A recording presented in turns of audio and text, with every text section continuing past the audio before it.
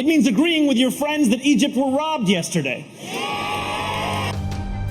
আর্জেন্টিনার বিপক্ষে মিশরের মোস্তফা জিকো 2টা গোল করলেও প্রথম গোলের বিল্ড আপের সময় লিসান্দ্রো মার্তিনেজ ফাউলের শিকার হলে বাতিল হয় সেই গোল। এমনকি দেশটার হেড কোচের দাবি এনজো ফার্নান্দেসের গোলের আগে বক্সে ফাউলের শিকার হয়েছিলেন মোহাম্মদ সালাহ। সিলন টি রপ্তানিতে শীর্ষে। সেই বিতর্কিত দুটো ঘটনার দিনে 2-0 গোলে পিছিয়ে থেকে 3-2 গোলে ম্যাচ জেতে আর্জেন্টিনা। মাঝে দুদিন কেটে গেলেও সেই বিতর্ক এখনো থামেনি।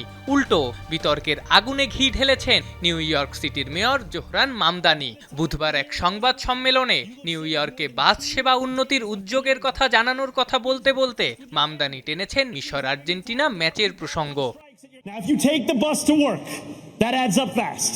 Within 6 months, you will have spent 6 মাসের মধ্যে বাসে যাতায়াতের সময় 24 ঘন্টা কমে আসবে। 1 বছরে সেটা 2 দিনে গড়াবে। ফলে পরিবারের সঙ্গে নাস্তা খেতে পারবেন, রাতে সময় মতো বাড়ি ফিরতে পারবেন, সন্তানের বেসবল ম্যাচে আম্পায়ারিং নিয়ে তর্ক করতে পারবেন, এমনকি বন্ধুদের আড্ডায় এ বিষয়ে একাত্ম হতে পারবেন যে মিশরের সঙ্গে সত্যি ডাকাতি হয়েছে। It means agreeing with your friends that Egypt were robbed yesterday. উন্নত বাস সেবার কল্যাণে নিউ ইয়র্কবাসী প্রতিদিন বাঁচাতে পারবে 6 মিনিট সময়। সে সময় দিয়ে মামদানি কি করবেন সেটা নিয়েও রসিকতা করতে ভোলেননি এই আর্সেনাল ভক্ত। What would you do with your extra 6 minutes? With my extra 6 minutes, I would probably just watch the replays of Egypt getting robbed again and again yesterday.